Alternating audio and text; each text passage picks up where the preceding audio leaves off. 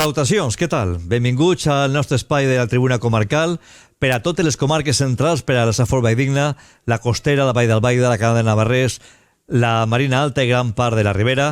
Estem, com sempre, per a contar-los l'actualitat, les coses nostres que es pillen i que de segur que anem a treure els partits informatius al dia d'avui. Per a parlar-nos del que està passant, del que està ocorrent al nostre voltant, tenim a Eloi Pomar, a Sis Estudis de Comarcal Televisió. Què tal, Eloi? Eloi és llicenciat en Història de l'Economia, també és coach. Tenim també amb nosaltres el periodista José Luis Torrón. José Luis, què tal? Com estem? Des d'Ontinyent. Hola, què tal? Perfectament, moltes gràcies. I també està amb nosaltres el professor José Montserrat. Ell és catedràtic de Telecomunicació de la Universitat Politècnica de València, assessor del Parlament Europeu i assessor del Banc Mundial y expert en 5G. Profesor Montserrat, ¿qué tal? Buenas tardes. Hola, buenas tardes. Un abrazo, Paco. Vamos a comenzar. Yo quiero comenzar sobre todo por las vacunas. Están siendo un poco, de alguna manera, esa esperanza a la que acogernos y por fin conseguir que la normalidad, la nueva normalidad, sea más llevadera, porque de nuevo hemos tenido en fechas recientes picos de fallecidos. Hablemos de la vacuna, señor profesor Montserrat, en torno a la vacuna de Moderna solicita que se pueda vender su vacuna en la Unión Europea y en Estados Unidos. Y por otro lado, la vacuna de Oxford no ha salido como todo el mundo quisiera. Bueno, las vacunas nos dan un halo de esperanza, ¿no? Pero yo que soy científico y que creo que hay que ser muy justo con lo que decimos, también quiero ser cauto, ¿no? Las vacunas que ahora mismo se van a introducir en el mercado europeo y que ya tienen la aprobación y el visto bueno para entrar probablemente después del Puente de la Inmaculada, son vacunas que aún no han cumplido con todos los procedimientos de seguridad necesarios para garantizar su falta de efectos secundarios a medio y largo plazo, ¿vale? Los tenemos muy claros a corto plazo, han funcionado fenomenal, utilizan unas técnicas de ingeniería genética no conocidas hasta la fecha y es la primera vacuna que va a trabajar en una dimensión tan precisa que hace que exactamente nuestro cuerpo emita las proteínas exactas que tiene que generar para que se genere una respuesta inmune perfecta contra el coronavirus. También funciona, que tiene unos resultados increíbles hasta la fecha de más del 95% en muchos de los casos de efectividad, pero hay que ser cautos. Entonces yo el mensaje que le traslado a todo el mundo es sí, pero asume la responsabilidad, quiero decir. O sea, incluso la Unión Europea ha firmado con esas empresas que asumen la responsabilidad. Todo el mundo está asumiendo la responsabilidad de que hay cierta componente de riesgo en esa vacuna y tenemos que valorar la relación entre riesgo y oportunidad que supone pues una vacunación. Entonces, bueno, yo personalmente pienso que una persona joven sana no tiene que vacunarse, que unas personas de riesgo tienen que vacunarse y bueno, animo a la gente a que vea esto como una fuente de esperanza, pero que tampoco se lance a lo loco, porque, por ejemplo, vacunarse siendo joven no tiene ningún sentido. Para mí es un riesgo innecesario. ¿Cuál es la situación actual del estado de la pandemia? Si tenemos que hacer una foto fija en la actualidad, ¿cuál es y cuál podría ser el pronóstico, por ejemplo, de cara a Navidades? Bueno, la situación es muy buena. Hoy Sanidad ha anunciado menos de 1.000 hospitalizados en las últimas 24 horas, cifras que no veíamos desde finales de agosto. Es decir, estamos remitiendo en la segunda ola. Esto es por un esfuerzo colectivo de todo el mundo, por una reacción adecuada de las autoridades sanitarias de las distintas comunidades, por una buena gestión en esta segunda ola, vamos a decirlo así, porque la realidad es esta. Y yo diría que sobre todo por la responsabilidad de la gente, ¿no? Ves a la gente con sus mascarillas, siendo responsables, intentando evitar situaciones de riesgo, etcétera, etcétera, y lo estamos consiguiendo, está remitiendo. Pero a la vez estamos jugando en un momento en el que las temperaturas son justo las idóneas para el virus, en el que cualquier despiste puede hacer que tengamos un brote, en el que, por ejemplo, la situación en la Comunidad Valenciana no es buena, estamos subiendo bastante en nuestra incidencia acumulada. Entonces, justo en lo más cercano a nosotros estamos relativamente en una situación de riesgo, en el resto de España está muy bien. Y bueno, lo que se prevé para Navidad es que en Navidad lleguemos con números muy buenos, por debajo de 150, 125 en algunas regiones de incidencia acumulada en los últimos 14 días. ¿Eso quiere decir que podemos vivir a lo loco las fiestas navideñas? No, porque corremos el riesgo de tener una tercera ola que sea realmente catastrófica, ¿no? Entonces, todo el mundo tiene que ser muy consciente que van a ser unas Navidades distintas, que podremos hacerlas en familia, pero con ventilación, con las ventanas abiertas, aguantando la mascarilla, solamente quitándonosla para comer.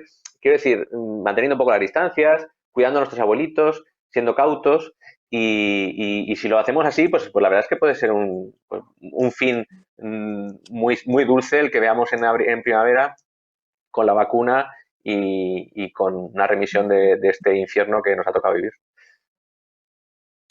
Vostè pensa que aquesta manera de socialitzar-nos d'ara eixir al Black Friday, etc., que hem vist en moltes panoràmiques de moltes ciutats amb moltíssima gent al carrer, pot fer que baixem la guàrdia si damunt estem en unes xifres que a poc anirem millorant per a concloure el que va ser la segona ola, ja veurem si tenim la tercera. Això pot ser bo si no són responsables o pot ser ruïn? Bueno, claro, yo estuve en un centro comercial este fin de semana, en el Osito, en la Liana, y la verdad es que estaba llenísimo. Y yo mismo me asusté. Dije, ostras, cuantísima gente. Yo no creo que aquí estén cumpliendo los límites de aforo que aparecen de 3.000 personas. Y la verdad es que nos fuimos, porque no me pareció cauto, ¿no? Entonces, esta sensación de que estamos ya cansados, ¿no? O sea, yo estoy cansado, todo el mundo está cansado, estamos hartos, ¿no? Entonces, esta sensación de estamos hartos la entiendo, todo el mundo la comparte. Psicológicamente necesitamos desconectar. No está de más que desconectemos, pero ojo, mantengamos de nuevo el tempo, ¿no? Quiero decir que aún sigue estando el riesgo ahí. Precisamente en la Comunidad Valenciana, como lo estoy diciendo, el virus circulante está bastante alto. Entonces no podemos bajar la guardia con la higiene de manos, no podemos bajar la guardia con las mascarillas. Intentemos de nuevo evitar pues, los actos de sociabilización. Y se pueden hacer cosas en exteriores. Yo eso siempre lo digo. Oye, salir a comprar a un mercado navideño, fantástico. Dar un paseo por el centro de Gandía, que está precioso, seguro. Hacer muchas cosas ahora mismo en la calle se pueden hacer. Pero meterte dentro de una casa con gente a comer es peligroso. Entonces, simplemente, pues manteniendo un poco esos criterios, podemos hacer cosas que nos permitan desconectar, pero le pediría así a todos nuestros espectadores que mantengan la seguridad, ¿no? No podemos bajar la guardia. José Luis Torró, quina és la seva opinió al voltant del que pot passar de cara a Nadal? Bueno, jo compartís que el 100% del que ha dit el professor, perquè crec que efectivament hi ha un cansanci per part de tots. Volem ja tindre la sensació de poder volar, de poder eixir, de poder fer les coses que no hem pogut fer. A més, ens diuen que el Nadal no serà com... no podrem celebrar-lo com ha sigut la costum en les nostres famílies, en la nostra història. Tot això crea una incertesa, un abatiment, no? Però jo m'he quedat un poc preocupat en el que ha dit en tot, i que estic d'acord en tot el que ha dit, excepte en una cosa, que ell no es vacunaria. I dic, si la gent jove no es vacuna, pregunte, no pot ser portadora del Covid i ser, si els majors es vacunen, certament quedaran fora del perill, almenys teòricament. Però què passa amb tota aquesta massa jove, entenent per jove gent de 50 anys cap avall, no? Si ell diu que no es vacuna, jo crec que m'agradaria que això ho explicara, ho matisara un poc més, perquè si ells, encara que siguin asimptomàtics, però continuen expandint el virus, perquè encara que totes les mesures de contenció de vegades no són suficients, què pot passar? Deixant de banda les bondats de la vacuna, que jo crec que s'ha fet un esforç per part del món científic en general extraordinari i els avanços són fantàstics, però m'agradaria que explicara un poc per què la gent jove no s'ha de o no es vacunaria en el seu cas. És una bona pregunta perquè el professor Montserrat va estar parlant sobre els asimptomàtics i va rebre unes crítiques severes. Inclús li van suspendre el seu compte de Twitter per 5 dies. I ara, una revista especialitzada com és Nature, què diu, profesor Montserrat? Què dice? Bueno, está bastante relacionado. La verdad es que la pregunta del compañero es muy acertada. Vamos a ver, yo siempre defiendo, yo soy científico y de hecho estoy muy metido en todo el tema este del COVID desde el principio, entre otras cosas porque tengo un primo que es el primo listo de la familia, que es mucho más listo que yo, que él además es virólogo. O sea que imaginaros el nivel de información que manejamos, y su mujer es internista, jefa de internista de un hospital en Madrid.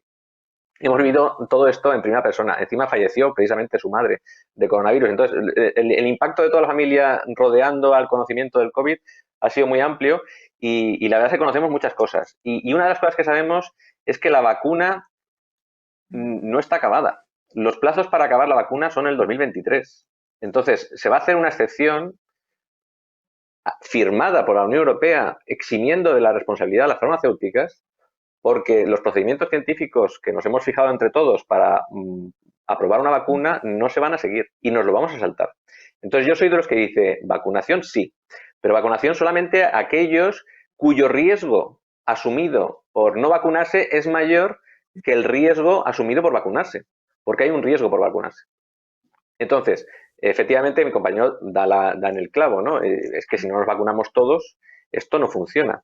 Pero como la vacuna no ha finalizado todos los procedimientos sanitarios y de seguridad médica, el gobierno no puede obligarnos a vacunarnos. Estaría yendo contra nuestra propia ley. Entonces, de momento, el marco legal que tenemos es que la vacuna va a ser voluntaria. Y si haces preguntas en la calle y tenemos estadísticas y las manejamos, un 50% de la gente se va a vacunar y un 50% de la gente no se va a vacunar. Entonces, por mucho que queramos, no vamos a conseguir protegernos a todos. Lo que quiere decir que vamos a seguir con las mascarillas. Es decir, todo esto aún vamos a tener que seguir hasta que el procedimiento de vacunación sea suficiente, hasta que más gente lo pase. Y lo que ahora mismo estamos entre todos manejando es que las mascarillas y un poco la protección de la sociedad se va a alargar hasta el 2022. Por supuesto, lo que haremos será bajar mucho la incidencia y la mortalidad porque vacunaremos a la gente mayor. Entonces, una persona joven sana que pillara mañana el coronavirus efectivamente se convertiría en contagiosa y posiblemente peligrosa. Y entonces lo que tenemos que seguir es manteniendo todos los procedimientos de seguridad. Síntomas, prueba PCR y a casa. Y mantener más o menos lo que estamos haciendo. La gente que circula en entornos interiores con mascarilla lo seguiremos viendo en el 2021. Pero el riesgo de vacunarnos a una persona joven cuyo riesgo de tener consecuencias graves es del 0,001, es tan bajo el riesgo de asumir yo mismo el coronavirus que es peor vacunarme que asumirlo. Entonces ya dependerá de cada uno la decisión de decir, oye, mira, yo quiero despreocuparme y vacunarme, o yo no quiero despreocuparme y no me vacunaré. Será una decisión libre. Y esa decisión libre, desde mi punto de vista, tiene sus pros y sus contras. Yo personalmente digo la realidad y como lo siento, ¿no? Yo pienso que hay que vacunarse, pero que la gente joven, como decía mi compañero, yo diría que menores de 40 años, no es recomendable vacunarse. A los niños yo no los vacunaría. Yo vacunaría a los mayores de 40 y a los mayores de 50, perdón, y vacunaría al personal de más riesgo, que probablemente sean los que trabajen en las residencias de mayores. Y esos dos grupos para mí son fundamentales para la vacunación. Y el riesgo-beneficio merece la pena asumirlo. A partir de ahí, ya le digo que mucha gente no se va a vacunar. O sea que vamos a seguir con la historia de la protección, vamos a tener que seguirla hasta el 2022, esas son las expectativas. Entonces planteamos que los asintomáticos pueden ir contagiando el virus o no, según como comentó usted y vale. también luego Sí. bueno, ratificó Nature. Sí, lo de los asintomáticos es otra historia. Vamos a ver, lo que sí que sabemos es que tú coges el virus el día cero, o sea, te contagias porque estás en contacto con alguien, te pasa el virus a la boca y entonces tardas más o menos 5 o 7 días en desarrollar síntomas, es decir, en empezar a sentirte mal, toser, fiebre. 2 días antes, es decir, sin tener ningún síntoma, ya empiezas a dispersar el virus y a ser contagioso. Esa parte que es la presintomática es la que hace tan sumamente peligroso al virus, porque yo me encuentro fenomenal, salgo por la calle, estoy con mis amigos, me voy de cena, no sé qué, me encuentro fenomenal, pero ya estoy expulsando el virus. Esa infección presintomática existe y está demostrada. Pero después hay otro conjunto de conceptos que son los asintomáticos, ¿no? Es gente que ha pasado el virus pero ni se ha enterado. Pero esos asintomáticos, al principio pensábamos que además eran portadores, es decir, que por ejemplo un niño que pasaba el virus y ni se enteraba la madre de que había pasado nada porque ni se había enterado, resulta que ese niño era peligroso.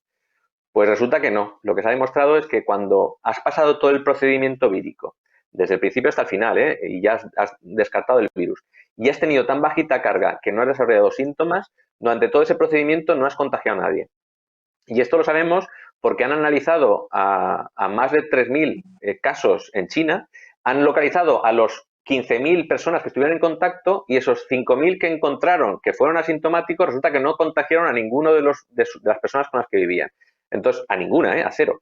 Entonces han demostrado que, bueno, que la gente que tiene la suerte de, por su genética, no sufrir síntomas, no va a contagiar en su procedimiento de virus a los demás. Y entonces eso nos permite, no puedo decir que relajarme, porque seguimos teniendo los presintomáticos, todos aquellos que 2 días antes de tener síntomas han contagiado.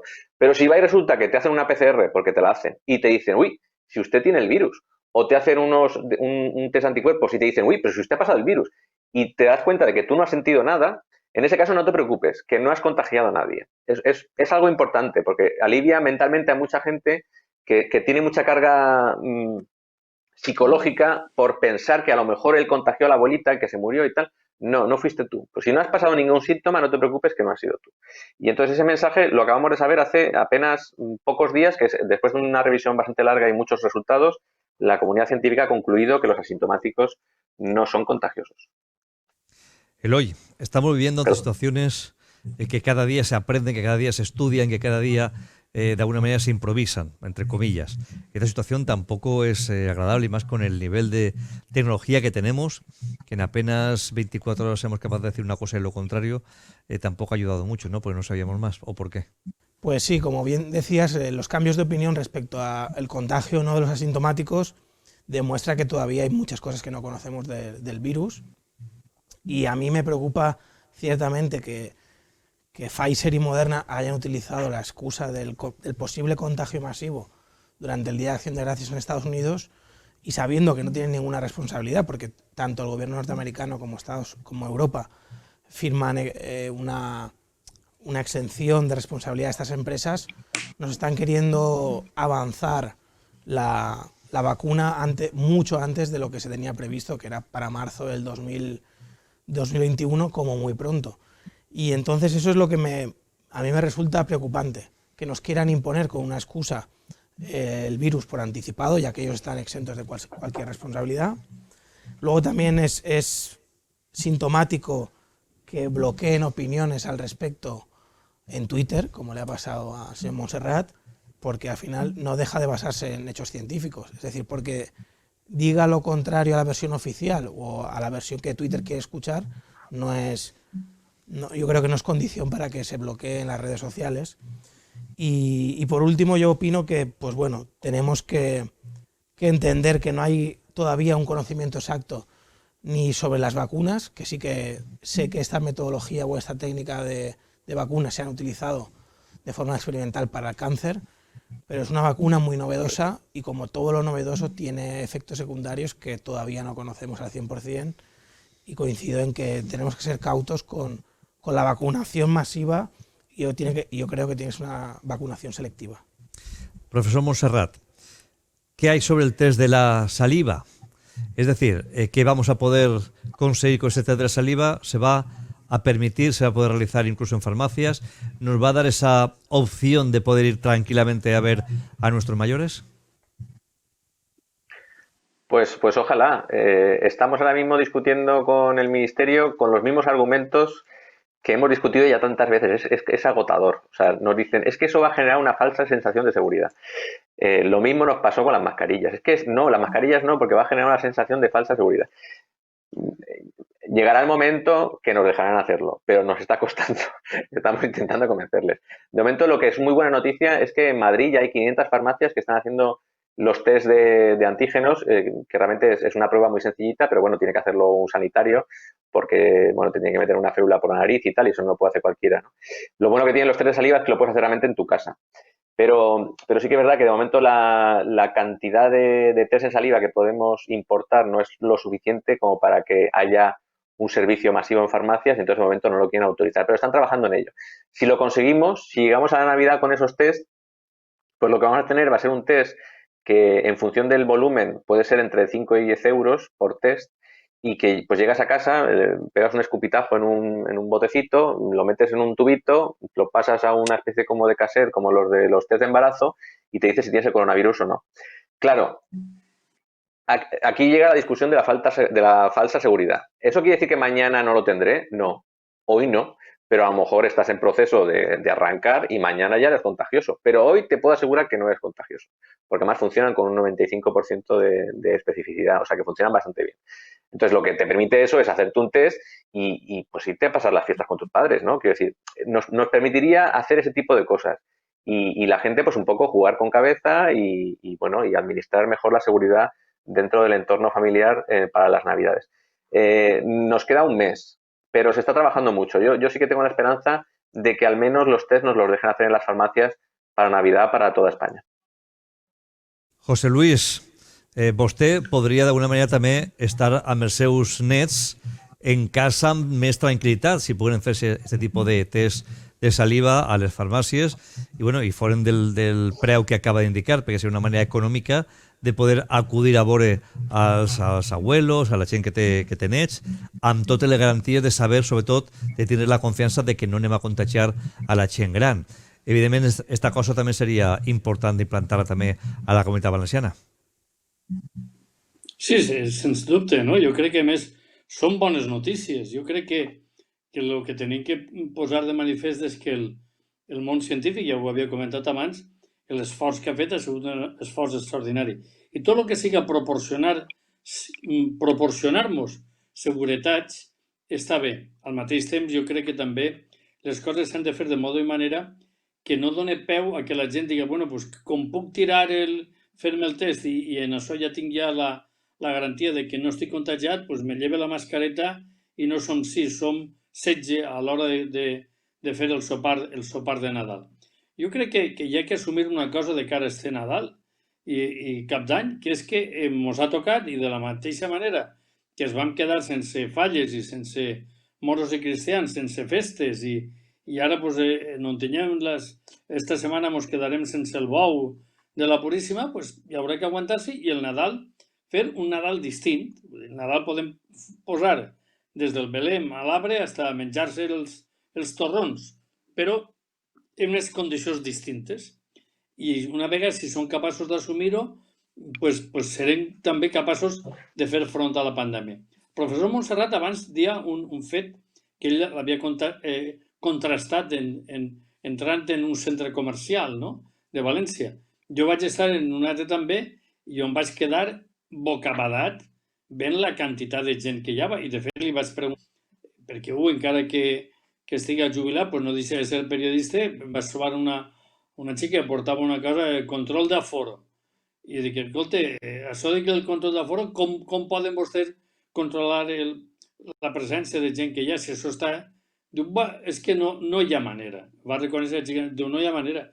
A banda de que li dius a algú de que no pot entrar i t'arma un cartapell de molt de cuidado, perquè som aixina. I per tant, jo crec que totes les mesures és molt difícil prendre decisions, prendre mesures, perquè tots creiem que tenim la nostra part de raó i sempre és el de més, el que s'ha de posar la mascareta i l'altre és el que s'ha de quedar en casa perquè jo sí que puc anar al centre comercial o fer el que vulgui.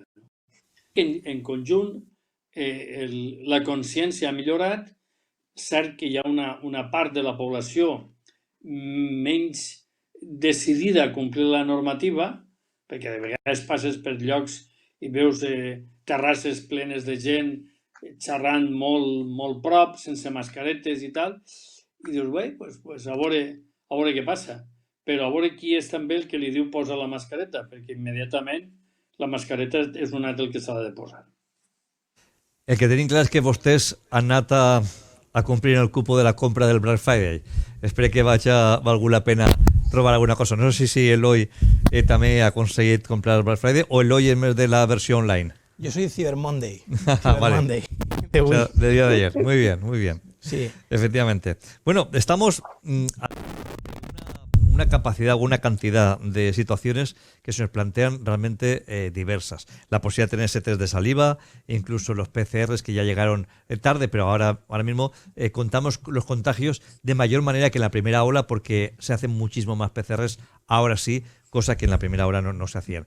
Aquí, por ejemplo, hemos tenido una residencia en la zona de Safor que ha sido intervenida por parte de la Generalitat Valenciana, que la UME estaba desinfectándola por completo porque casi el 80% de sus residentes habían dado positivos con COVID, cuando también ha habido 19 trabajadores en positivo. Pienso que se ha llegado tarde, sin lugar a dudas, pero al final están dando los fallecidos de los últimos días aquí en el área de salud de la Safor, vienen dados de gente que estaba en la residencia de la población de Benirredrà.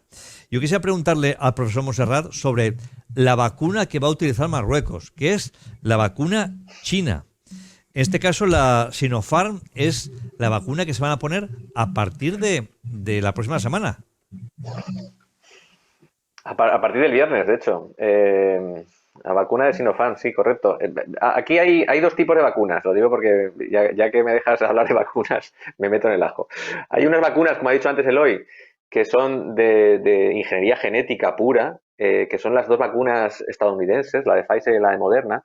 Realmente utilizan una tecnología fascinante porque lo que hacen es meter una cadena de ARN en tu célula y tú automáticamente generas unas proteínas que son las características del COVID, de su cobertura, y al generarlas las tiras al endotelio y empiezas a generar la respuesta inmune contra exactamente la misma estructura proteica del COVID.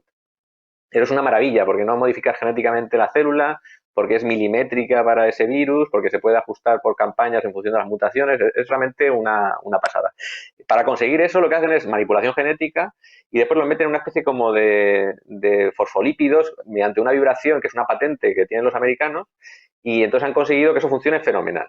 Pero el problema de eso es que una vez hecho esa especie de falsas células que van a meter esa partícula dentro de tu célula, lo tienes que mantener pues desde menos 30 la de ADN hasta menos 70 la de Pfizer, menos 70 grados, menos 80 grados centígrados, de hecho, menos 80. Claro, eso es complicadísimo. Entonces, la distribución de eso realmente es un problema serio que no sabemos si lo vamos a poder superar.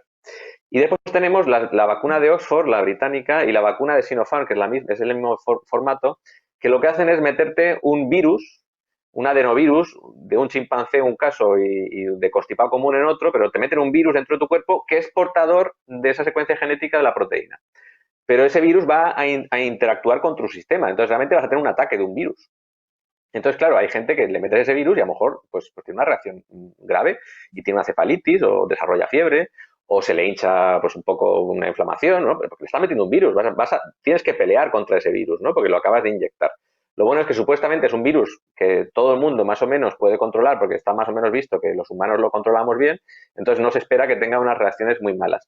Pero han habido varios casos de reacciones malas. En concreto la de Oxford, pues han habido 2 personas que han muerto en Brasil, en los ensayos clínicos de allí, por unas mielitis, unas reacciones autoinmunes del sistema, y entonces, pues, yo lo diría de una forma muy somera, ¿no? Pero la vacuna de Pfizer y Moderna, las americanas, son categoría 10 y la británica y la china pues son categoría británica y china, ¿no? Pues de menor calidad, son mucho más baratas, claro. Como es un virus normal, lo puedes transportar con una neverita. Entonces la distribución es mucho más sencilla. Entonces ahora lo que van a hacer los chinos, que no son tontos y no han vacunado masivamente a su población, lo que van a hacer es vacunar masivamente a Marruecos. Es así tal cual. Entonces les han dicho, os regalamos la vacuna y os vamos a vacunar a todos y vamos a utilizaros de conejillos de indias. Entonces ahora mismo China empieza la semana que viene, esta semana mejor dicho el viernes, la vacunación masiva en Marruecos con una vacuna que ya te digo que digamos que sería de segunda división en la liga de las vacunas. Pero bueno, vamos a ver cuál es el resultado y por tanto imagino que seguiremos aprendiendo en torno a qué es lo que va a ocurrir ahí. Quisiera cambiar de tercio, no sé si ustedes quieren apuntar alguna cosa más en torno a lo que hemos hablado, pero cambiar de tercio y hablar en torno a los presupuestos generales del Estado y la controversia que se ha pues generado en torno a las palabras de Rufián, donde indicaba que si querían que aprobase los presupuestos generales del Estado había que acabar con el paraíso fiscal que era Madrid, comparado obviamente con Cataluña. Entonces los que estamos infrafinanciados, que somos los valencianos, y que ahora lo decimos con la boca pequeña, no con a viva voz como se decía anteriormente, ¿Qué hacemos? Porque está bien que uno pueda proponer, digamos, armonizar los presupuestos y los impuestos, pero ¿por qué no se armonizan a la baja? Porque si Madrid puede tener unos impuestos más bajos, no se puede apuntar a esa línea también la Comunidad Valenciana o el resto de comunidades, porque armonizar, también se pone armonizar a la baja y encima ayudan a los ciudadanos. Señor Torro, ¿quién es la su opinión? Bueno, yo lo que creo es que en el tema de los presupuestos podemos hablar largo y tendido, pero ya que preguntas más concretamente por lo de Madrid, yo me descubro ante la gestión de un gobierno autonómico en este caso, que es capaz de reducir la presión fiscal para sus ciudadanos. Hay algo que no consigo entender, me cuesta mucho decir, una persona fallece y deja una pequeña herencia a sus hijos y no acabo de entender por qué en Madrid paga 22 euros de una herencia de 160.000 euros, es decir, un pisito modesto, muy modesto, en el caso de Madrid, y en el caso de Cataluña ese mismo pisito le cuesta al catalán o catalana, le cuesta 2.200 euros esa. Me parece que el que se pueda cargar tributos por una herencia me parece algo profundamente injusto cuando normalmente es un bien que vamos a recibir de nuestros padres, de nuestros abuelos, que habrán hecho un esfuerzo por los años que han pasado y por las circunstancias que ellos han vivido muy superiores a las que nosotros hemos tenido, que hemos tenido, en fin, más facilidades para poder conseguir un patrimonio, para poder conseguir una vivienda. La diferencia entre hace 50 años y ahora, por mucho que se tengan que firmar plazos y letras y sea a 30 años la compra de una vivienda, hay más facilidades por parte nuestra que la que tuvieron nuestros padres. Pero que ellos ya pagaron y nosotros también. Y si a la hora de dejarlo en herencia, nuestros herederos tienen que volver a pagar, a mí eso me parece profundamente injusto. Eso en el caso de la Comunidad Valenciana, que ha estado hasta hace relativamente poco, hasta el gobierno del Botànic estaba mejor regulado, ahí se incrementa un poco lo que es la tributación por herencia, pero estamos mucho mejor de lo que pueden estar los catalanes y un poco peor de lo que pueden estar los madrileños. Pero yo preferiría que si alguien tiene que igualar, que bueno, pues pensemos por qué no hacerlo a la baja. El dinero donde mejor está, creo que donde está mejor en el bolsillo de los ciudadanos, para poder disponer de él si quieren invertir o si quieren comprarse ahora con todas las ofertas de ayer que acabó este otro invento también, que aquí, puestos a copiar, nos falta vocabulario. El Cyber Monday y el Black Friday. Bueno, el dinero en nuestras manos. Y ya nos cuestan pagar por IVAs, por gasoil, por IRPF, como para que encima nos tengan que amargar todavía. Sobre todo, yo no entro en la pugna que mantienen Madrid y Barcelona, o Madrid, gobierno de España versus gobierno autónomo de Madrid, que eso daría para muchos programas.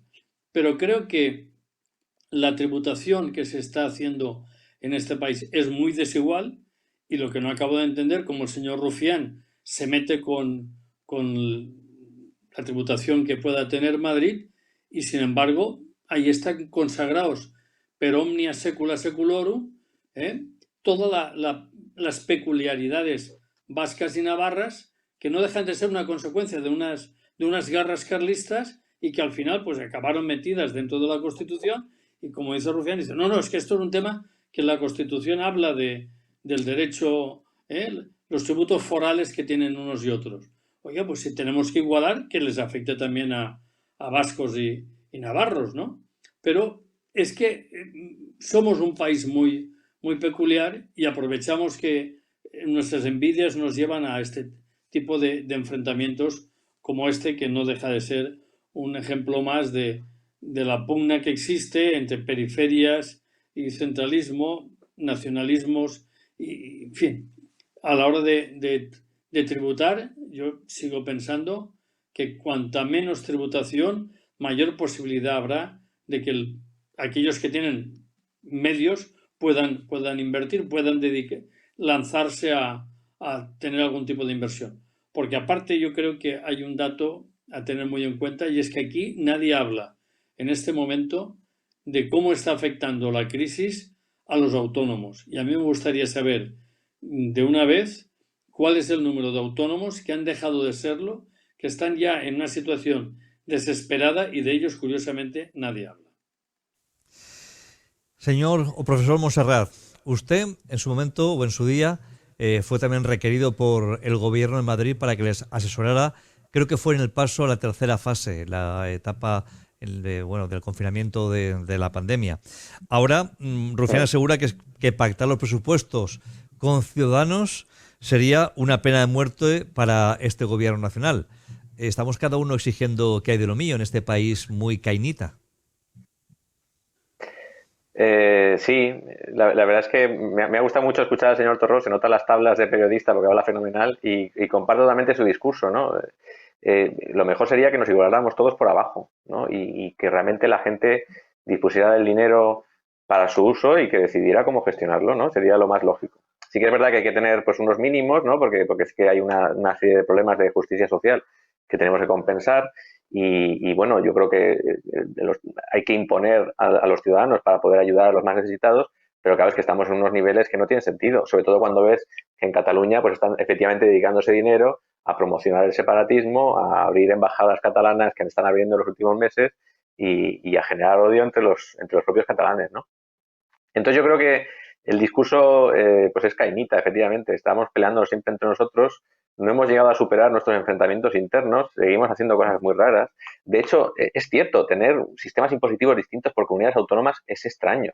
De hecho, lo lógico sería tener una unificación fiscal en toda Europa, ¿no? Porque también estos mismos paraísos fiscales, parece ridículo cuando empiezas a comparar Madrid con Cataluña y te cruzas al otro lado del Duero o al otro lado de los Pirineos y ves que ahí los tipos son totalmente distintos, o te vas a Gibraltar, ¿no? O sea, hay cosas muy raras que efectivamente hacen pues que se vean injusticias, pero claro, son injusticias fundadas en el odio, en el recelo, en no trabajar hacia adelante, ¿no? Que es lo que muchas veces oímos a los que intentamos salir de ese foso de la izquierda, de la derecha, arriba y abajo, y el pasado, ¿no? Vamos a mirar hacia adelante y vamos a pensar las cosas bien, y efectivamente si pensamos las cosas bien es posible que acabemos eliminando los aforamientos de País Vasco y Navarra, porque hoy por hoy no tiene ningún sentido, es que son totalmente injustos. Y recuperemos, por favor, la financiación justa de la Comunidad Valenciana, que somos la comunidad más infrafinanciada, y recuperemos, por favor, un sistema único fiscal en toda España, que tiene sentido que sea único. Eliminemos, efectivamente, los impuestos de sucesiones, que son anacrónicos y no hay ningún país en la Unión Europea que los tenga, y vayamos hacia la consolidación fiscal europea, ¿no? Que es mirar hacia futuro, vamos hacia adelante. Dejemos de lo que me pasó hacia atrás, dejemos de hablar yo tengo un derecho heredado de la guerra de 1716, y empecemos a pensar en lo que es justo y en lo que nos va bien a todos. Eloy, esto de pactar o tener algunos privilegios también fiscales, como puede tener el País Vasco o Navarra y otras comunidades infrafinanciadas que ahora gritan menos, y otros que no les llega ni un tren decente, como puede ser Extremadura. Esto que hace que también tengamos en cada comunidad, de alguna manera, una lista de espera para poder ser operado de manera diferente. En unos son 100 días aquí en la SAFOR para operarte, pero en otros lados son 50 días y otros son 25 días para operarse, otros son 120. O sea que hay de todo. Esto al final nos lleva a un reino de taifas. Está bien que el tema del federalismo, el tema de las autonomías, bueno, pues una manera de trabajar muy lo territorial y por tanto lo más cercano, pero por otro lado genera desigualdades. Sí, tal vez el federalismo malentendido genera dificultades de maniobra económica. Es decir, si hay una igualdad tributaria en toda la península o incluso en todo el Estado español, es mucho más fácil operar y hacer negocios. Si cada comunidad autónoma tiene una tributación diferente, obviamente habrá mayor dificultad.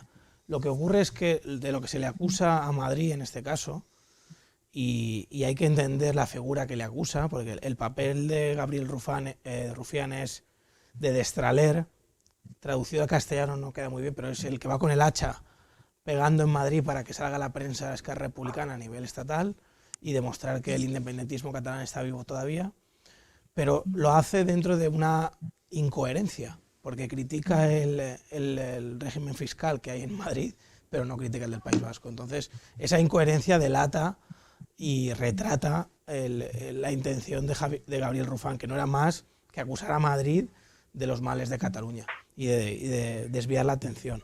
Sí que es verdad que el modelo federal de la Unión Europea, que es el que deberíamos aspirar, no solo acabar con los paraísos fiscales, que yo no considero un paraíso fiscal en Madrid, pero sí que tiene ventajas, Irlanda y Holanda a nivel europeo. Pero las ventajas vienen situadas o enmarcadas dentro de la forma acotada que tiene cada comunidad, es decir, todas las comunidades, para legislar en torno a sus impuestos. Excepto Euskadi y Navarra, que tienen, por el concierto vasco, tienen unas, yo creo que coyuntura diferente, el resto sí que estarían dentro de los mismos parámetros. Pero es cierto que permitir eso dificulta la igualdad de oportunidades. Yo creo que está bien respetar las peculiaridades y la cultura e identidad de cada comunidad autónoma, pero tal vez para operar de una forma más constructiva y al final mirar hacia el futuro, como estaban comentando los compañeros, no solo Madrid y el país y Euskadi y Navarra, sino también Irlanda y Holanda, que sí que son casi pseudo paraísos fiscales dentro de Europa, deberíamos buscar una armonía fiscal. Y por último, añadir a que casualmente o no tan casualmente, las regiones o zonas donde se venden las farmacias, las pruebas de antígenos, son dos gobernadas por el PP, el Partido Popular, que es la provincia de Ourense, en Galicia, y la Comunidad Autónoma de Madrid. No sé si siguiendo la filosofía de retar y de no acatar las órdenes del gobierno central, se han anticipado al resto de España. Lo del pacto sobre la lengua vehicular, que también ha exigido Esquerra Republicana, para que el español deje ser solamente pues la lengua oficial en muchos puntos, con la suma de los fondos reservados y la gestión de los mismos, donde también hemos tenido tensión importante dentro del gobierno estatal, cuando en un principio Sánchez dijo que él mismo iba a ser quien gestionase esos fondos, junto con 10 ministros nombrados a dedo. Al final, ante la réplica de Podemos, se queda el Consejo de Ministros al completo a poder gestionar esos 140.000 millones que pueden llegar a España. Una parte de ellas es, digamos que a fondo perdido, la otra sí que hay que devolverla a partir del año 2022 o 23, según al final se otorgue esa cantidad de dinero. ¿Esto hace que una minoría al final esté gobernando España, profesor Montserrat? Pues sí, claro, y además una minoría que tampoco se lleva muy bien entre ellos, ¿no? Que cada día se pegan hachas, que se desdicen uno del otro, que se sacan, que se meten, que no, esto es mío, que no es mío.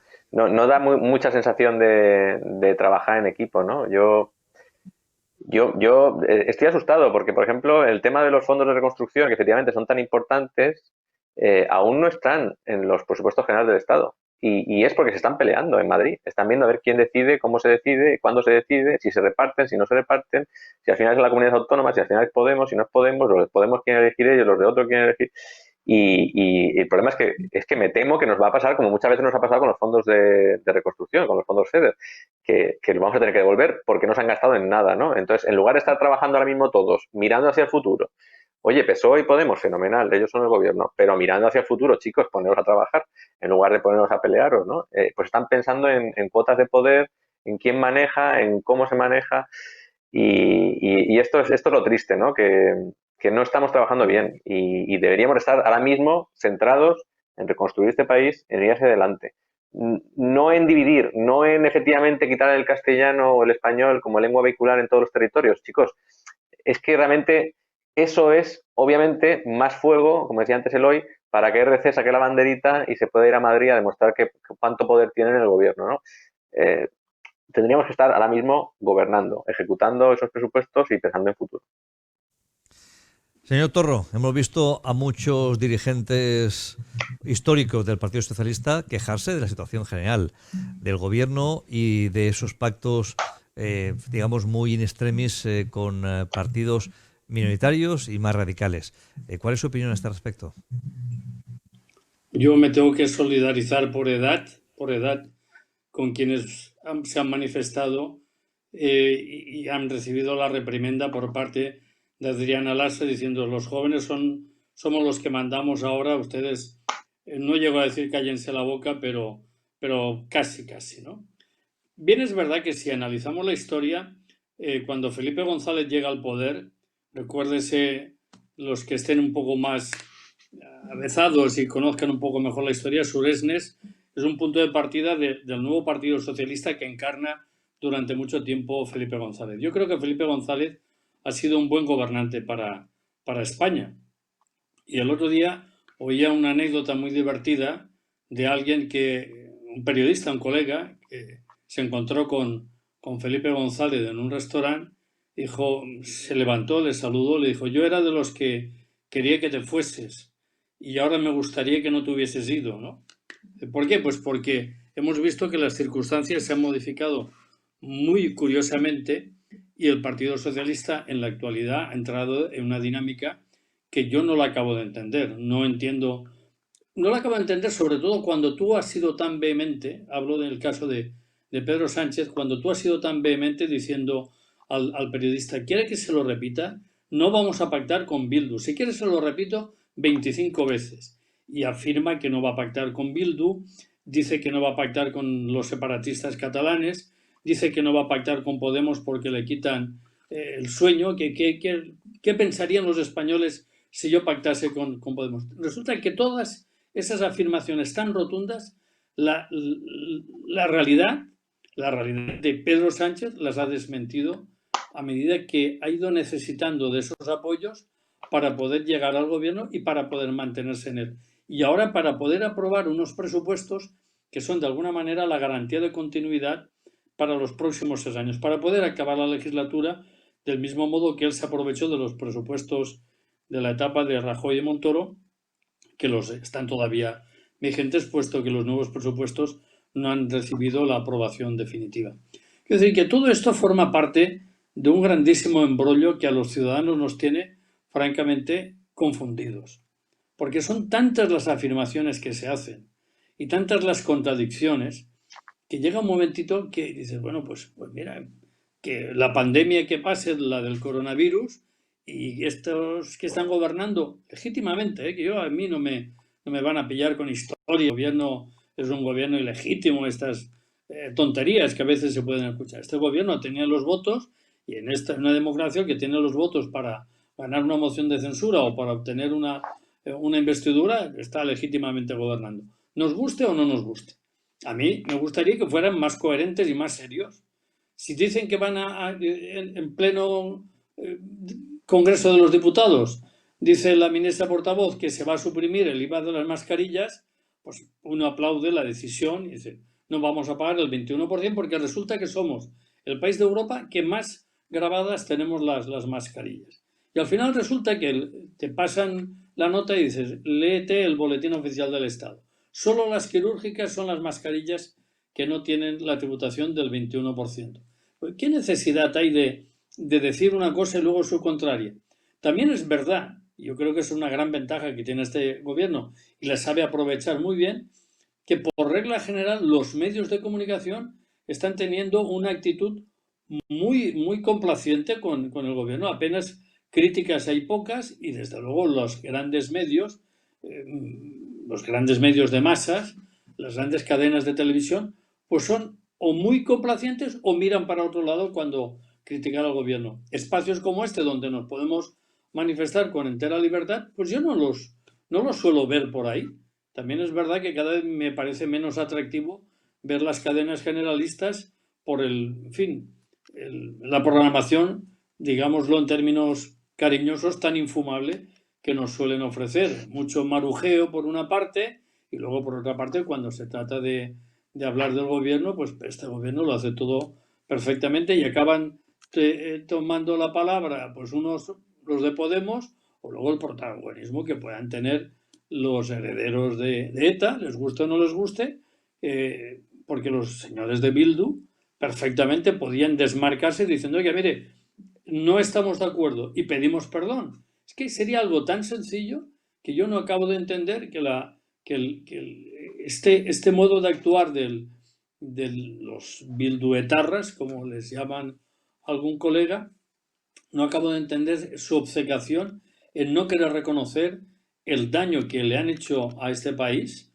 a miles de familias afectadas, a las 837 víctimas directas, sobre todo a los muchísimos heridos también que se han producido. No lo acabo de entender, pero bueno, yo ya seguramente porque ya me he hecho mayor y hay cosas que cada vez entiendo menos.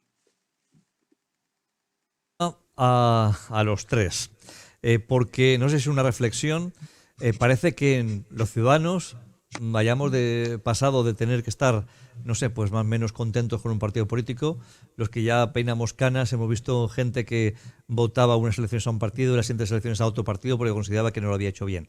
La sociedad se ha convertido ahora en hooligans, es decir, como si su partido fuera su equipo de fútbol, que aunque vaya mal, no cambias nunca de equipo en toda tu vida. Parece que esto se haya polarizado y atomizado de una manera extrema. Nadie es capaz de reconocer, incluso los ciudadanos, un error de aquel partido al cual ellos votan, sea de izquierda o sea de derecha. ¿Consideráis que esto está pasando, que la sociedad está cambiando, que nos estamos italianizando de una manera clara? Empiezo con el profesor Moserrat.